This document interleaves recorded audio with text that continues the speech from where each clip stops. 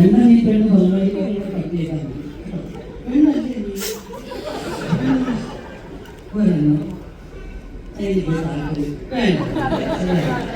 എനിക്ക് ആ ഒരു മഹാഭാരതം ചുമക്കാൻ നമുക്ക് പോയി.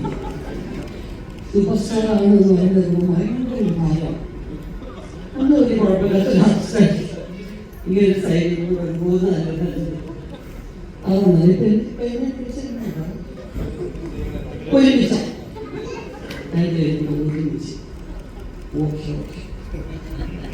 ഞാൻ മഞ്ജുവിന്റെ ഇതുപോലെ തന്നെ കുറേ നാളായിട്ട് എനിക്കൊന്നൊരു 5-6 വർഷമായിട്ട് അത് നടക്കാതെ ഇങ്ങനെ അല്ലേ.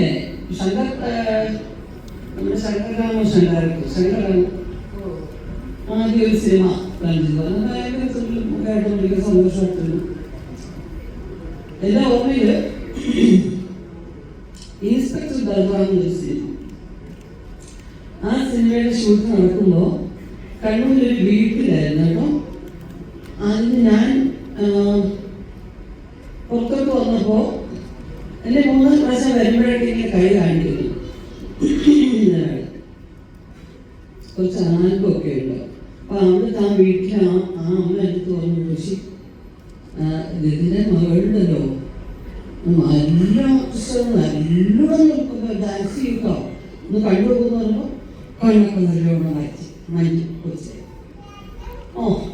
ആദ്യമൊക്കെ പറയുന്നത് മറ്റേ ഞാൻ ഒരുപാട് സ്ഥലത്ത് കണ്ടിട്ടുണ്ടെങ്കിൽ ഇവിടെ നിൽക്കണം വരെ കണ്ണൊക്കെ നീട്ടി വെച്ച് കുറേ ഫോട്ടോസ് ഞാൻ ഇങ്ങനെ നോക്കി. നമ്മൾ സിനിമയിൽ പറഞ്ഞിട്ടുണ്ട് ഇല്ല നല്ല ആഗ്രഹമൊക്കെ. അദ്ദേഹത്തെ ആ ഷൂട്ടിങ്ങിൻ്റെ ആരോ പ്രധാനപ്പെട്ട ഒരാളാണ് അവിടെ കൊണ്ടുവന്നത്. അതോ നല്ല എല്ലാത്തിനും നല്ല കഴിവൊക്കെ പറ്റും കേട്ടോ. അപ്പോൾ ഒരു ദിവസം ഞാൻ പറയാം എന്ന് പറഞ്ഞു. അത് കഴിഞ്ഞ് പിന്നെ കുറച്ച് കഴിയുമ്പോൾ അദ്ദേഹത്തെ കാണാനില്ല. അദ്ദേഹത്തിനോട് പരിചയപ്പെടുത്താൻ കൊണ്ടുവന്ന് ശശിയെടുത്തൊന്ന് പരിചയപ്പെടാൻ നമ്മൾ പോയി. അങ്ങനെ ഒരു സംഭവം ഉണ്ടായിട്ടുണ്ട്. ഞാൻ പറഞ്ഞിട്ടില്ല. എന്തായാലും വേറെന്തായാലും ഞങ്ങളോട് ചെയ്യേണ്ടത് എന്തെങ്കിലും എന്തെങ്കിലും ചെയ്യുന്നത്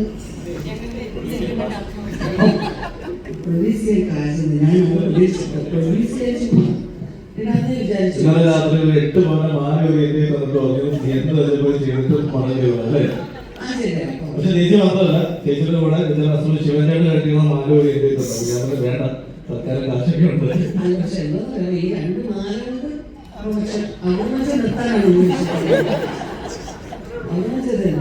ഈ മുകേഷ് മുകേഷ് എന്നെ പറ്റിക്കുന്നതായിരുന്നു സ്ഥിരം ജോലി. ഞാൻ പല സ്ഥലങ്ങളുണ്ട്. അവ ഒരുപാട് ആർട്ടിസ്റ്റുകളുള്ള പടമാണല്ലോ. ഇപ്പൊ എല്ലാവരും എല്ലാ പടത്തിലും കാണും. അപ്പൊ എല്ലാവർക്കും എല്ലാവരുടെയും കുടുംബകാര്യം ഒക്കെ അറിയാം. അപ്പോൾ ഉണ്ട് ഒരു പടത്തിന് കുറേ ആർട്ടിസ്റ്റ് സിനിമയെ ഡയറക്റ്റ് ഉൾപ്പെടുന്ന സിനിമ നിങ്ങൾക്കൊക്കെ അറിയാം. ആ സിനിമയുടെ കുറേ പേര് ക്യാപ്റ്റൻ രാജേട്ടൻ അതിലൊരു ഇല്ലുണ്ടേ. അപ്പോൾ മുകേഷ് ഇങ്ങനെ ഒറ്റയ്ക്കൊരു സ്ഥലത്ത് പോയിരിക്കും. നോക്കുന്നു ഒരു പേനയും ഒരു പേപ്പർ എടുത്തു.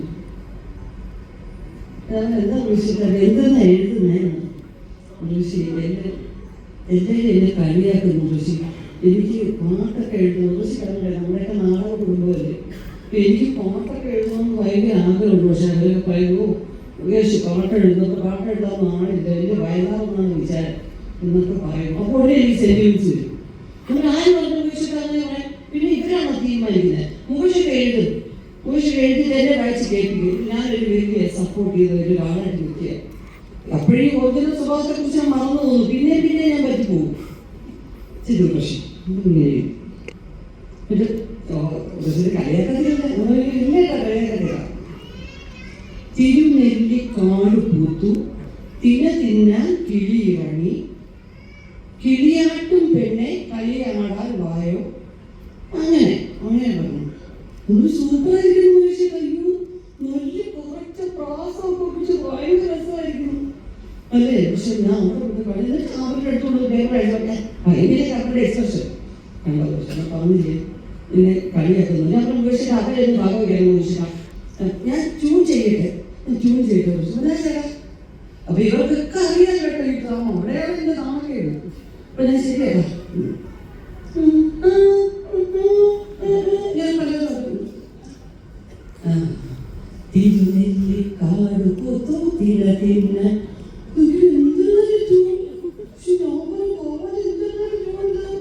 ചേട്ടന് സൂപ്പറായിരിക്കുന്നേട്ടോ നന്നായിരിക്കുന്നു ആണല്ലേ ഉറച്ചു ഇത് ഉറച്ചു ചോരെ കാണിക്കല്ലേ പരിഹാസം കേൾക്കാൻ വലിയ ഉറച്ചു നമ്മുടെ കുടുംബത്തിന്റെ വാല്യൂ ആർക്കും അറിയും. ഇപ്പൊ ഞാൻ പറഞ്ഞു ഞാൻ ഓരോരുത്തർക്കും നിങ്ങൾ കേട്ട ഉപേക്ഷയുടെ പാട്ട് ഇല്ല അവരുടെ അറിയാം കേട്ടോ ബഹുപൂരങ്ങൾ മാത്രം അടുത്ത ഡയലോഗ് ഏതാണെന്ന് നോക്ക് മുകേഷിന്റെ പാട്ട് നോക്കിക്കൊണ്ട് നടക്കാതെ അപ്പൊ ഞാനിത് വിളിച്ചു എന്നിട്ട് ഞാൻ നിർത്തി കാട് കുത്തു തീരത്തിനായി സൂപ്പറായിരുന്നു. പിറ്റേന്ന് രാവിലെ ഞാൻ അവിടെ എറണാകുളത്തോട്ട് പോവുക വേറൊരു പടത്തിൽ ഷൂട്ടിങ് വണ്ടി കയറി ഇരുന്നപ്പോൾ നേരത്തെ പോലെ കുട്ടപ്പൻ അന്നത്തെ ഒരു മുഖ്യമന്ത്രി കരുണാകരന്റെ പൈലറ്റായിട്ട് പോയ കുട്ടപ്പന്റെ വണ്ടിയാണ്. അപ്പൊ പെട്ടെന്ന് കൊണ്ടുവന്ന് വീടും ഭയങ്കര സ്പീഡാണ്. ഇതിനോട് 5 മിനിറ്റ് നമ്മൾ കുട്ടപ്പ പാട്ടിട്ട് കുറെ പാട്ടുകൾ വന്ന് അടുത്തത് പാട്ട് കാസറ്റാണ്. യേശുദാസും ഇത് ഉയർന്ന് ആരംഭിക്കുന്ന ഗാനം നമ്മൾ നേരത്തെ കാസറ്റ് ഇറക്കുമല്ലോ. ദാസേട്ടനും വേറെ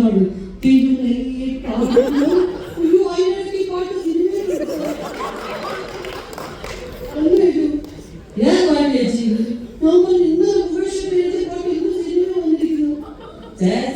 ജോഷി സാറിന്റെ പടത്തിലെ പാട്ട് മുകേഷേട്ടൻ പാർവതി ഇവിടെ അഭിനയിച്ചു ഞാൻ എന്നെ കൊണ്ടുവന്ന് വിട്ടിട്ട് ഇങ്ങോട്ട് കൊണ്ടുവന്നു. എനിക്കാണെങ്കിൽ അപ്പ കൈ കിട്ടിയില്ല എനിക്ക് മോനൊക്കെ ഇത് സഹിക്കാവുന്നില്ല.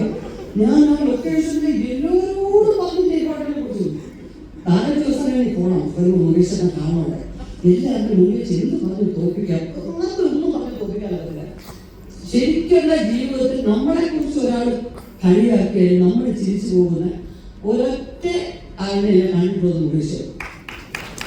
സത്യത്തിൽ ഹ്യൂമർ അവതരിപ്പിക്കുന്ന സിനിമയിൽ അവതരിപ്പിക്കുന്ന ഒരുപാട് പേരെ ഞാൻ എല്ലാ ഭാഷയിലും കണ്ടിട്ടുണ്ട്. പക്ഷെ മുകേഷിന്റെ സ്പോണ്ടേനിയസ് ആയിട്ട് നമ്മളെ കൂടെ ചിരിപ്പിക്കുകയും ഒരു സെക്കൻഡ് ചിന്തിപ്പിക്കുകയും ചെയ്യുന്ന തമാശ അപ്പം പറ്റിക്കാനൊക്കത്തില്ല. ഞാൻ തോറ്റലോതി പോവുകയാണ്. ഈശ്വര ആരെങ്കിലും ഒരു വഴി കാണുന്നത് ചെല്ലുന്നുണ്ട് ലൊക്കേഷൻ ഗുഡ് മോർണിംഗ് പാട്ടപ്പട ലൊക്കേഷന് ഓരോരുത്തർ അപ്പൊ എനിക്കറിഞ്ഞൂടാ.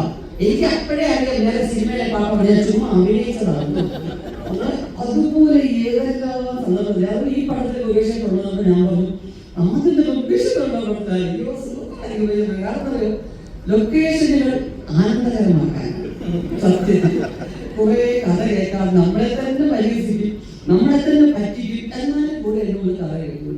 അങ്ങനെ എന്തായാലും പ്രൊഡക്ഷൻ ഹൗസ് ഐശ്വര്യമായിട്ട് അഭിലാഷും അതെ ഞാനിപ്പം ഈ പടം ചെയ്തു അതിൻ്റെ റിലീസ് ഉടനെ ഉണ്ടാവും. പിന്നെ അത് ചെറിയ ചില സാങ്കേതിക കാരണങ്ങൾ കൊണ്ട് നമുക്കത് മുന്നോട്ട് കൊണ്ടുപോകാൻ പറ്റില്ല. അപ്പോൾ ഇത് സെക്കൻഡ് പ്രൊഡക്ഷൻ അല്ല. ഞങ്ങൾ ആദ്യം പ്ലാൻ ചെയ്യുമ്പോൾ എൻ്റെ പ്രൊഡക്ഷൻ ഹൗസ് ഉണ്ടായിരുന്നില്ല. അഭിലാഷ് പെട്ടെന്ന് എന്നോട് വിളിച്ചു ചോദിച്ചു ഞാൻ 2 ആഴ്ച വിളിച്ചേച്ച് നമുക്കൊക്കെ പ്രൊഡക്ഷനും കൂടെ ഇൻവോൾവ് ചെയ്താലോ എന്ന് ചോദിച്ചു.